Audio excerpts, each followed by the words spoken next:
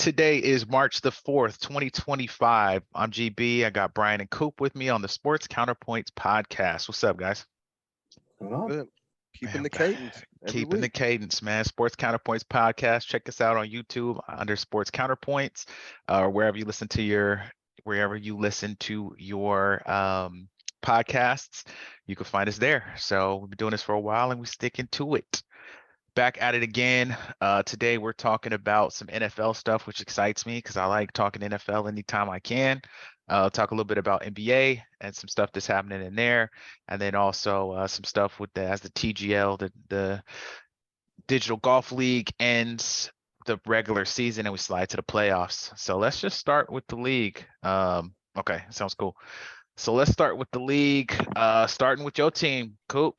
Deebo Samuels up out of Yeah. there over to Yeah, the man. Washington Commanders. I predicted that after the Super Bowl against Kansas City, man, when he couldn't get open. I predicted that this was going to be his last season with the 49ers upcoming. One of the reasons why they drafted Ricky Pearsall was his ability to get open, which Debo struggles to do against man coverage, and especially against KC. In these big games, he was a non-factor. So I wasn't surprised this happened. I was saying all season it should happen. He should leave. Not saying he's a bad player, but I think he's I wouldn't say he would even wore out his welcome, but as far as being a fit for this team and the fact that Sure. he's always usually injured every season for a few games, it was time to make a move. The GM for the Washington, whoever they call themselves now, used to be the GM for the 49ers or head scout or whatever. And so he's familiar with Deebo Samuels, helped draft him. So Deebo, you can go over there. They say he's going to be a weapon for Jaden. I don't know. We'll see how he's being used. If he's used too much as a wide receiver, I don't think that's too much of a weapon. But on the flip side of that, the 49ers, people say they got a fifth round draft pick for him. I was expecting a fourth or fifth or sixth round draft pick because his usefulness, not usefulness, but I guess his statistics and how he's been playing over the last couple of years has dropped. Right? Ever since he got that contract, it's dropped. So I didn't expect any more than a fourth, fifth, or sixth round pick. Got a fifth round pick. I mean, at least you got something for him, but you get that cap relief now. They will have a huge dead cap hit this season, but other than that, he'll be off the books officially by next season. So I think it was a win-win. Washington gets a player for Jaden Daniels, and then Yep. we get salary cap relief for the following season. The cap is actually going up $22 million this year, Yep. which is a good thing. We are at a lot of cap space already because I got to prepare for Brock's contract, but Debo's not going to be the first domino to fall. There's going to be other veterans on our team to get cut as well because we have a lot of high-priced people. But Yep.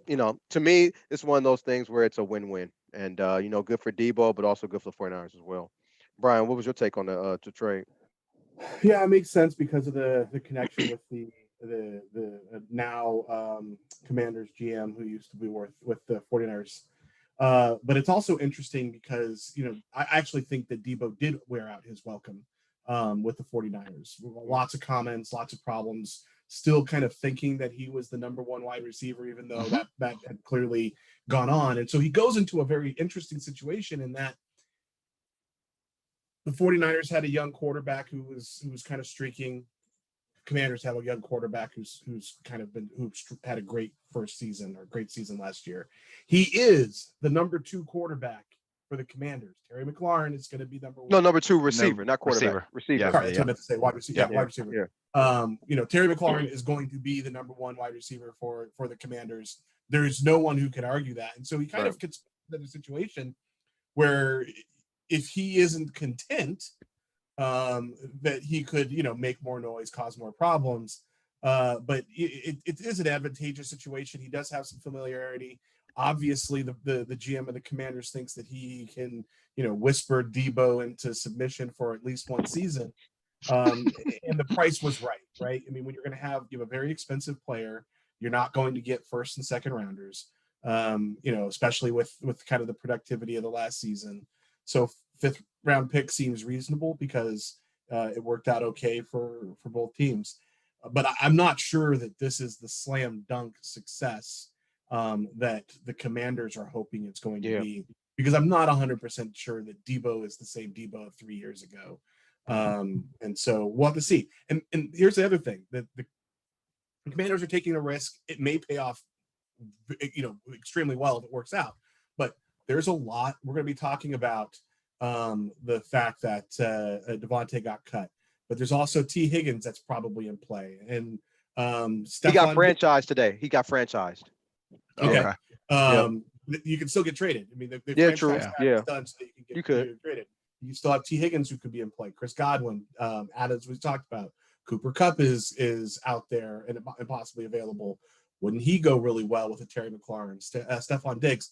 So, there were a lot of other options. This is the one that they chose. Best of luck to him. Yeah, you know what's funny about this, Glenn and Brian, is other 49er fans, everybody was okay with it. Nobody had a gripe about this move. And, it seems like to me what I realize is the people who really are Deebo backers aren't 49er fans. These are just people probably just, like other teams and just happen to like Deebo because people say, why could you get rid of Deebo? Like they really think, like I've always said before, people think he's Jerry Rice for some reason. I don't understand. Like, how can you get rid of Deebo? That sounds crazy. But every 49er fan I talk to is just like, yeah, well, we should have. He's didn't have a good year last year. Didn't have a good year before. He hasn't been the same player. So that was kind of surprising. I thought there'll be somebody out there be like, why the hell did we make that move? But it didn't happen. So, but like, you pretty much summed up the rest of the things I didn't say, Brian. I like he did say that, there's no bad blood and he loves Shanahan and John Lynch and the Niners and, it just onward and upward. So I did like that too. I mean, it was probably time. We've been talking about Deebo making a move or the Niners making a move for like 2 years, like you said, Coop. So it was definitely time. Speaking of, okay, so then you mentioned Davante. So Davante Adams got cut, which I think is no surprise to anybody who kind of watches football. He had no guaranteed money left on the contract, and I think this year was like 30-something million, which it was 38.2 million cap hit, like 37.2, which no one's ever going to pay. So once the Jets decided that they're moving on from Aaron Rodgers, there was literally no reason whatsoever to keep the headache that is Davante Adams to go along with a quarterback that is also not going to be there. So I actually think they did Davante Adams a huge favor by cutting him this early, because he didn't have guaranteed money on there. They could have played this out and let some of those other players find homes, reducing his try and trade him or yeah. So I actually think that the Jets did him a solid by being decisive, doing this early, and making it happen. Before I say something about it, Brian, do you think he's going to go where Aaron Rodgers goes? I mean, I don't know that Davante Adams thinks of him as at that point in his career, because by doing that, he is saying his individual productivity has fallen off to a point that the only way he adds value is by being packaged with an Aaron Rodgers. Right. I honestly think that his ego hasn't gotten to that point, and he still thinks. So still play. Some teams like, hey, I'm going to give you top tier 2, not tier 1, but tier 2 wide receiver money. He's going to go there whether Aaron Rodgers is there or not. The other thing I think he may have learned about himself is Aaron Rodgers is not that guy anymore. And they went there and they had a good game, but independent of that, having not an option, but having young quarterbacks like they do in Houston, which has Diggs, and they have to figure out something, and having the Commanders and the Bears, and there's a lot of these young quarterbacks that can give a little bit more money for these 2-year contracts because they don't have to pay those young quarterbacks just yet. So they can stretch them for 2 years. That might throw some money at Davante, and I don't think he's at a point yet where he thinks he shouldn't take money over Aaron Rodgers and that. Chargers or Niners, that's what everybody's saying. West Coast. Well, we both were on that because I likened it to the Brooklyn Nets with KG and Kevin and Paul Pierce. Like, this thing ain't gonna work. Them two in New York, but not surprising he got cut. I still think he has some left in the tank in him. He's only 32 years old, so I'm sure he probably has a good season, maybe 2 left in him. Glenn, to your point, I read last week it was the Chargers, 49ers, or the Rams. And I'm thinking only Coast, because they're in California. That's the only thing. West Coast. So if that happened, that wouldn't surprise me. We'll see what happens. I mean, if I had to bet and guess, I would think it's probably one of those 3 teams. And if not, it would probably be a team that Brian just said with a young quarterback, and they, can throw some money his way, and he's going to, accept the money or whatever in the role that they give him. But I mean, why wouldn't he take a 3-year $50 million deal, average of 18, or 2 years at an average of 40 Yeah. 21, right? Which puts him right around Terry McLaurin, Mike Evans, Keenan Allen, on average per year. They're all about 20 million. And I think he thinks of them that way. Now, some of those people are going to jump up into the Justin Jefferson, CeeDee Lamb, AJ Brown conversation, which are in the 35s, but he has to know he's not that group. Yeah. And so, 20, 21, 22 on average for 2 years, a little less than 20 for 3 years, would be a good deal for him. Yeah, if I had to predict what he would get, I would think he would get slightly less than 20 million per year. Yeah, slightly less. Anyway. Yeah, but the way to do that, all the people who get that deal get a third year, and so his usefulness is 2 years. Yeah. So if they give him the third year, it's so they can keep the cap hit down and give him the stretch year, so that they can deal with it a little bit less. Yep. Matt Stafford signed back with the Rams. This was a no-brainer, man. The teams that wanted, the thing about it is, when people look at the situation, they're acting like the Rams didn't want Stafford, and that wasn't it. Yeah. The Rams just didn't want to pay Stafford the money that Stafford was asking for. They're not paying a 37-year-old quarterback $100 million guaranteed. There are teams willing to break the bank for him. The Raiders would have did it. The Jets would have did it. The Giants would have did it. But he looked at his options, was like, yeah, I might as well just stay in LA and do a restructured deal, which is smart for him. I mean, I think that's the right move for the Rams. It was the right move for Matt Stafford. So I never thought Matt Stafford was going to be in a Giant uniform or any other uniform. That's just me personally, Brian. What did you think? Yeah, I was pretty certain that he was not going to get moved, but they had to go and do the dance. I did think that if he got moved, it was going to be someplace that was super comfortable for him. But the reality of it, there's a lot of talk about his wife, and his wife's kind of saying a whole bunch of things. None of them wanted to leave Los Angeles. They weren't very, very settled and comfortable here, living that life, which you can't get if you go to play with Kevin O'Connell, who you're familiar with in Minnesota, or you can't get that if you go and play, in one of these other teams that are a tweener team. He has the right combination of money and lifestyle, and what he's getting a base salary of something like 23 next year, with 26 the following year. It's good for the Rams. Yeah, got some signing bonuses, so they brought that cap number down to a very, very respectable number. And they can get some which players. Will allow them to retool. Yeah. And I think I've said this a few times over the years. The Rams play this cap game better than anybody else. They're playing chess, while a lot of people are playing checkers, because they went from Super Bowl winner to just blasted cap disaster, and redid that and brought it back to a point where they have plenty of talent on that team with Puka, and they even made the decision to get rid of it. And first, and young players in defense, young players on the offense, pretty darn quickly. Yeah. They really, really know how to use their money. So if they think it's a good deal to sign Stafford for 20 per, 25 per, I'm going to go with it's probably a great deal, right? Patrick Mahomes is 45 per. Yeah. Other people who are in the 25 per thing are Geno Smith, and then after that it goes down into the Caleb's, who are at 10. But Geno Smith is at 25, and Baker Mayfield here is at 33, and he's somewhere in the middle of Geno Smith and Baker Mayfield. Well, comfortable for him, and also very comfortable for the. But part of being a good team is being well run. I mean, that's part of the Rams are a well-run franchise. So that's part of being a good team. Brilliant. Well run. Mm-hmm. I didn't think Stafford was going nowhere either. To your point, this is what I was talking about before when I was saying I think it was my hogwash about NFL rumors, because it's clickbait. Like, he wasn't going nowhere. Just like you said, Tom Brady met him skiing. They were doing that. Boy wouldn't go nowhere. Everything else you read is that we were never close. There wasn't no deal in place. It's just people writing stuff. So especially if you're, again, like I tell you, Agent 101, just say the Raiders want you and you'll get whatever you want, because they're going to act like we going to go everywhere. And I think the overpaying and all that is kind of done with for the Raiders too. So I didn't think Stafford was coming over here anyway, but cool. And then speaking of signings though, great point, Brian. Saquon Barkley gets one of the few times a player gets extended while on the first year of a new deal. Becomes the highest paid running back ever, I believe, at over 20 million per. He gets a 2-year extension. 1.6 more than McCaffrey. 2 million. Thank you. 2 years at 2-year extension at 41.2 million. Mm-hmm.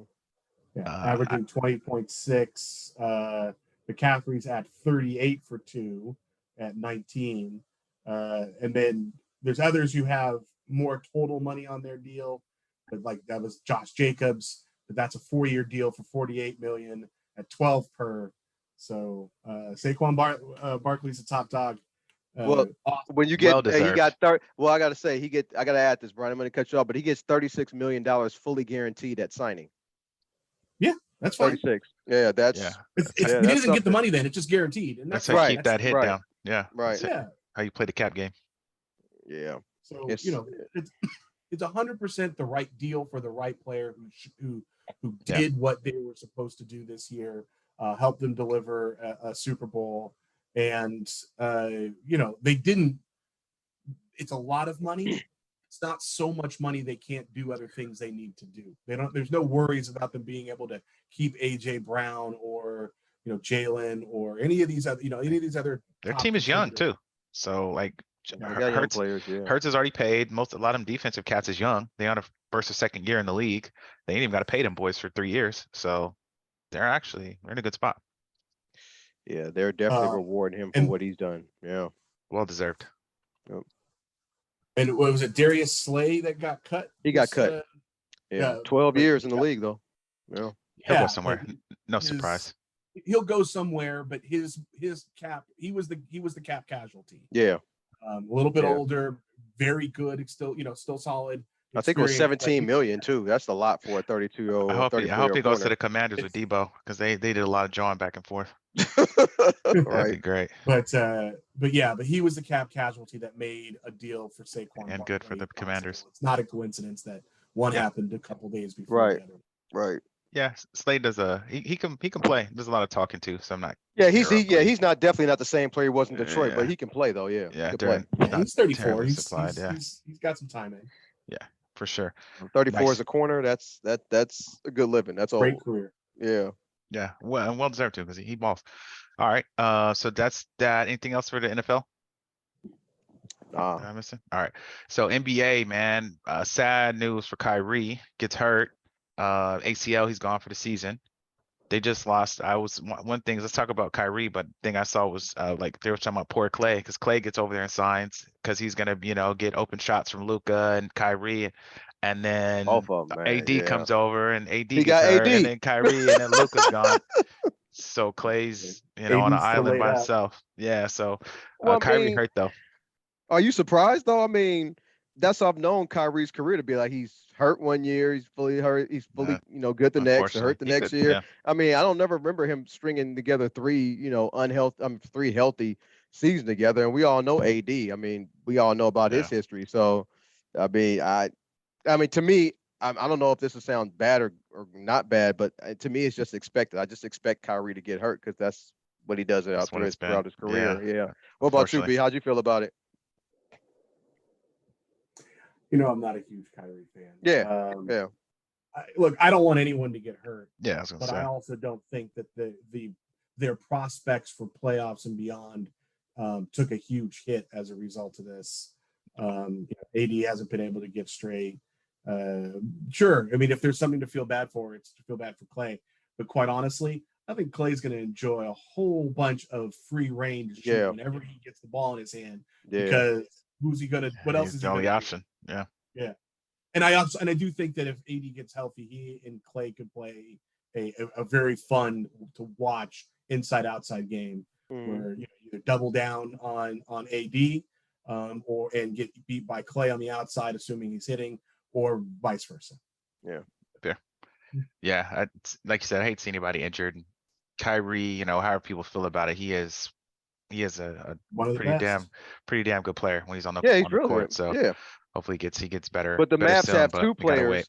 The Mavs have two players. People say when they're healthy, they're good. That's a problem. No, that's true. That's a problem. That's true.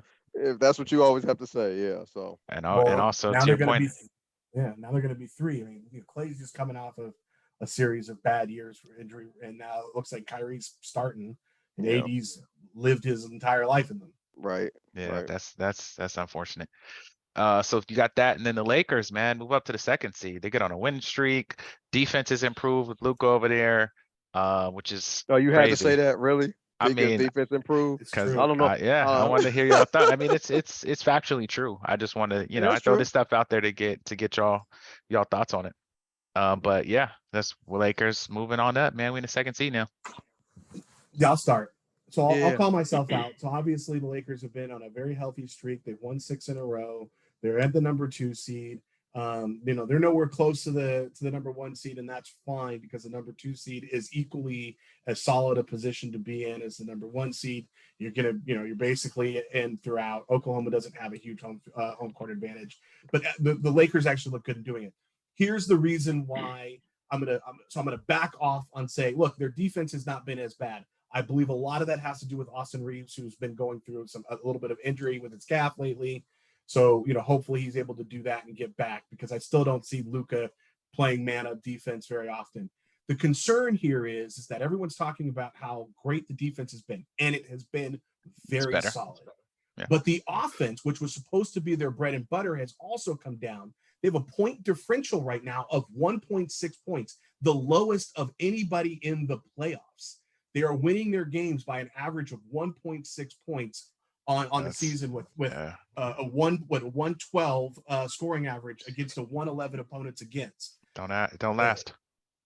That exactly right. That's too thin a margin for it to last, and it's also too thin a margin to have any confidence that they're going to be able to go and get rid of and dispatch teams early in the playoffs. Because if a team like this with LeBron and at a point in his career where he doesn't need to be doing 2 and 3 7-game series or a 5, to get to that next place, you want to be able to try and beef that up.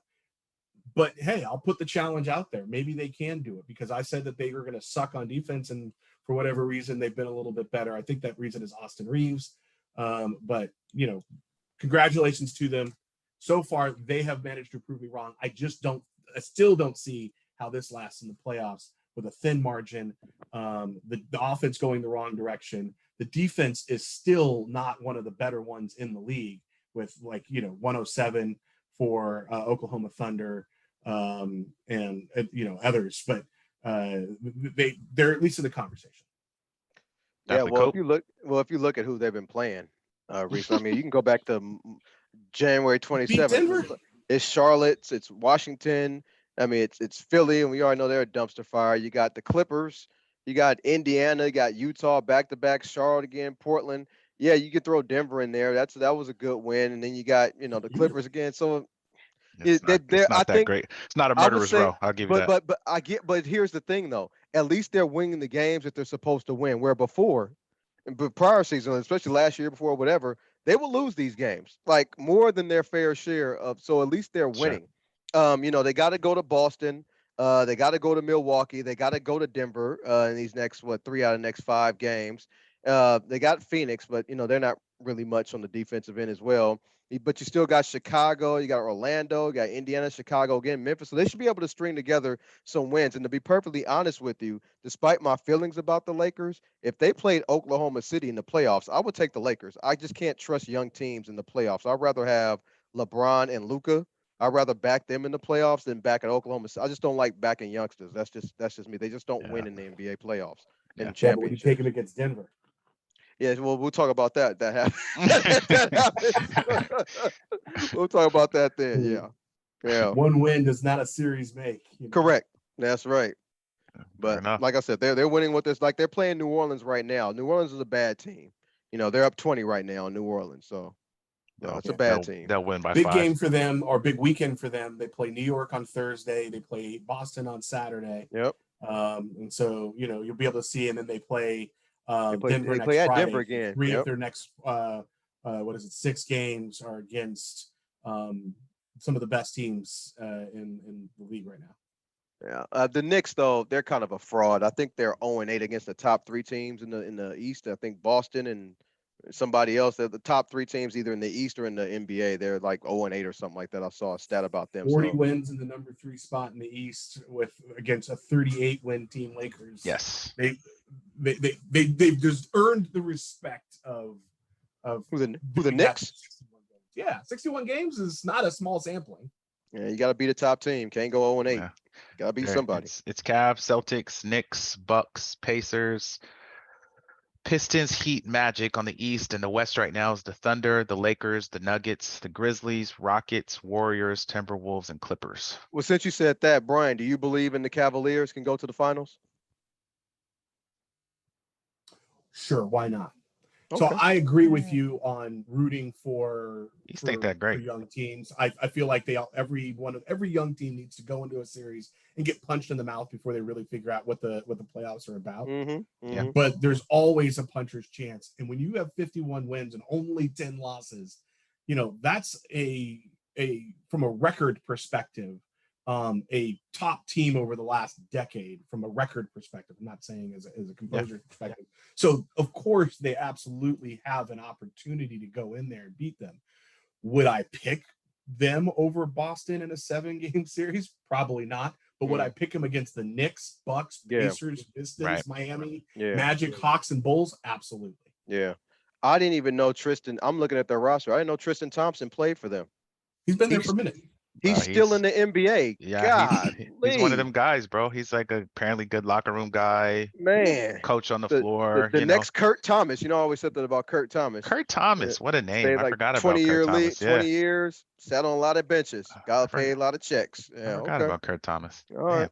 Yeah, you need guys that can practice, can get you riled up when you need it, and speak some better leadership, and got a ring. It's a lot of things there. Yeah, a lot of things. Word. All right, guys. So then we'll slide from that to the TGL, man. That's the Digital Golf League. Brian and I have discussed before. Tiger Woods and Rory McIlroy started this thing. They are now, their first season is officially over. We're now going to the playoffs. So the regular season is done. I would say it's been a success. Was exciting to watch, was fun. We've checked in on it weekly. They now have the playoff field set, which is Los Angeles versus New York. On one side, the Los Angeles being the 1 seed versus the 4 New York seed, and then the Bay Area 2 seed versus Atlanta 3 seed. By that, I live in the Bay Area, grew up in the Bay partially, lived in Los Angeles out there, Southern Cal would be, and definitely lived in Atlanta going to Morehouse. So I got 3 horses in this race right now, which is cool. I'm excited to see how the playoffs kind of play out. B, what have you kind of thought about the season up to this point? We've talked about it a couple times, but also, as we look to the playoffs. Season's been a lot of fun. I think that they found a perfect niche for this type of thing, which is watch it on Mondays and Tuesdays.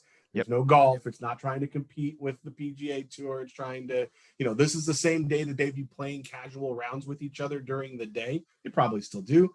So, let us enjoy some of that experience. The talking has been good. There's been some pluses and minuses. Some of the players just are not as talkative or interesting to hear from, but some of them are. Tom Kim is just fun to be around. Colin Morikawa might not be, but he's awesome in this thing because the best iron players are going to succeed in a thing like this because he can dial them in. And it's no coincidence that the Los Angeles team is the only undefeated team in the league so far. That was my team at the beginning of the year. I thought they were going to be the best team based on the players. Yeah, I mean, Sahith, they have Sahith, Colin Morikawa, and I'm looking at it now, Justin Rose and Tommy Fleetwood. Tommy Fleetwood for a period of time, about a year and a half ago, was like one of the hottest golfers in the game. But Justin Rose is just super consistent and probably a good guy to have on the team. He's also one of Tiger's best friends, so you knew he was going to be on the team. But anyways, it's a great event that doesn't take itself too seriously. It doesn't try to say, we're going to take over the PGA or we're going to knock out Live or any of that kind of stuff. It's a fun way to watch some people have some fun playing, mixed games. I always like watching mixed games. And I think they're also smart enough to recognize when they've made a mistake and fix it in the moment. So not 3 weeks ago, they changed a rule related to how you could double down on points. It's called the hammer. And they recognized in the middle of the season that if a team gets up, the strategy changes.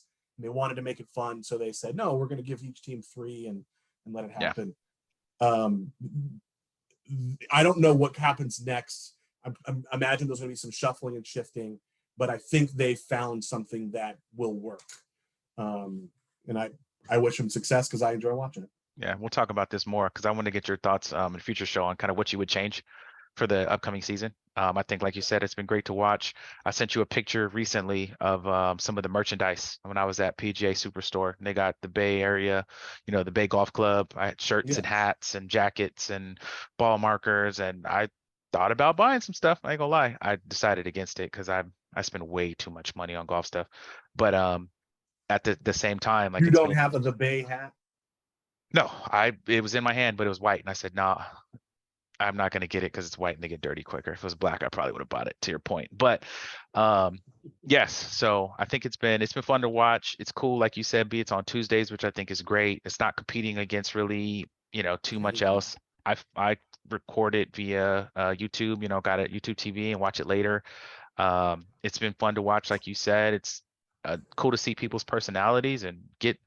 One of the main things for me as a golfer I've liked though, B, is I love the angles because as a golfer, I'm always thinking about my own swing and stuff I could change, and seeing Tiger Woods from like a shot above, like where his feet are. And I'm like, oh man, his feet are way wider than mine are. I'm doing that at the range and get some changes. I'm seeing hand position. I'm seeing how they, their practice swings. And it's much different than a golf tournament because you're just focused on that one golfer at that one time. And this is just the beginning of it. You can get more teams, you can add women, add some of the, I'd love to see Nelly Corder out there, or I'd watch Annika Sorenstam and then do like a champions type, like there's just so many options they can do. So I think it's been great. I agree completely. So yeah, Coop, I don't know if you've seen any of it. I wasn't leaving it out. I just didn't think it's seen any. So cool. Yep. So that we got that going to the playoffs. That'll start next week. And then that's where we're at. So let's get back. Let's get down to the end. No, I don't have a debate not hating for this week, but we'll pick it up soon. If you guys have a game ball for this week, who gets it?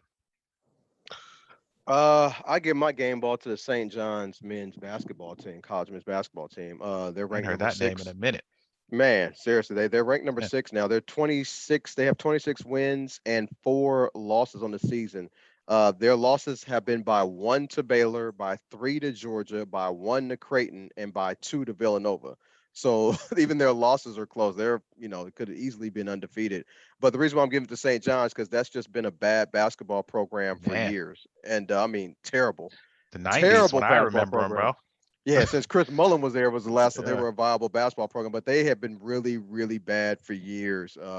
Downtrodden, last place, close to last place every season.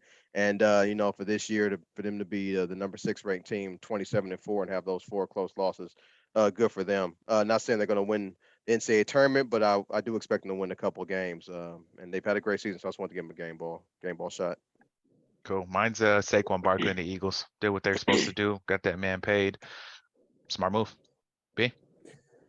Mine's LeBron James, who as of tonight went over 50,000 points. There's only one person in the history of the game to be able to say they've scored 50,000 points all in. That's LeBron James. He's not my favorite player. He's never going to be my GOAT, but that is rarefied air, as in there is only one, and it's him. So for that, I give him my game ball. 50,000. That might as well have been 2 MVP trophies he just got right now.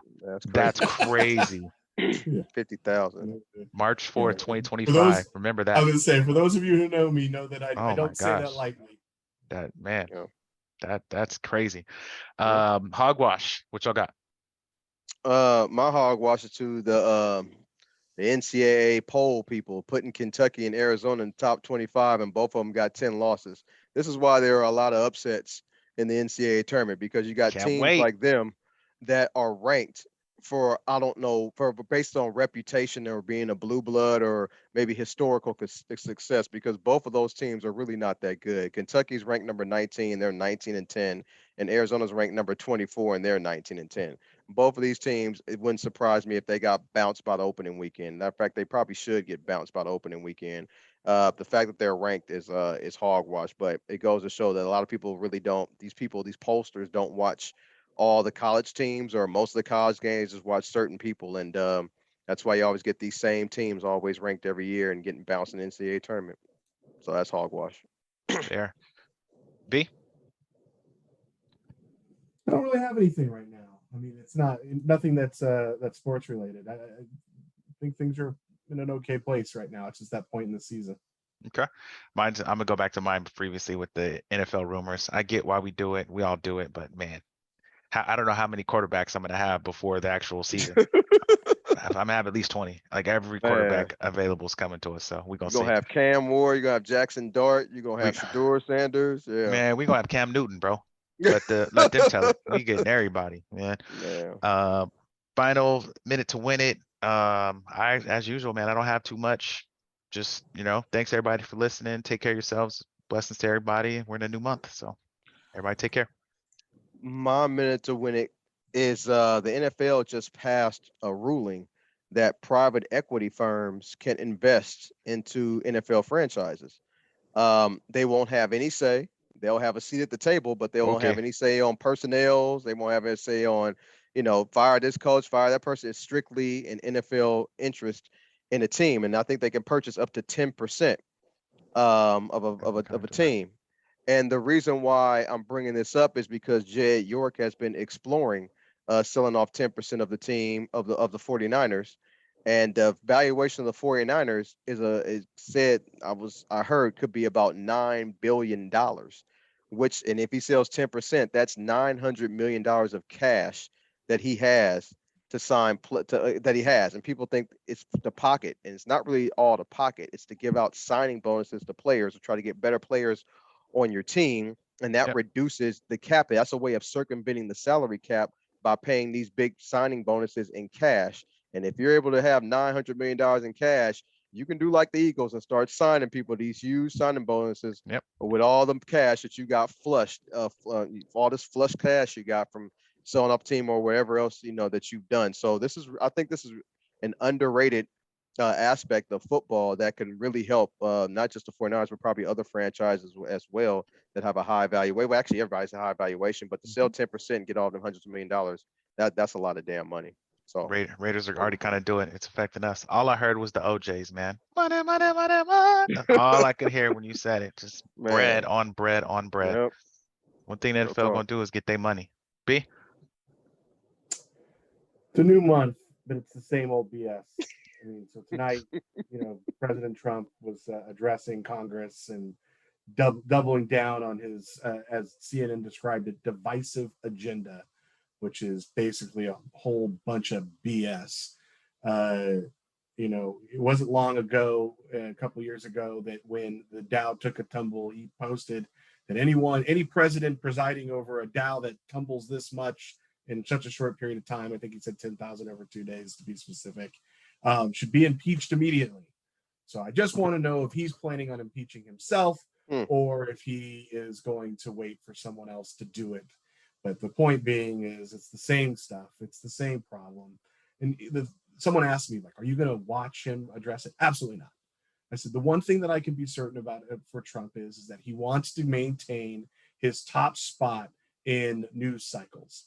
And so I have no need whatsoever to see it because I am certain I'm going to get a whole bunch of CNN alerts and breaking news about all the horrible things he said because he is saying them to keep his name at the top of news cycles. And this is how he's decided to do it. Sure enough, I got home, went to CNN. Big thing. Trump digs in on divisive agenda. It's unfortunate that he has managed so successfully to continue down the path.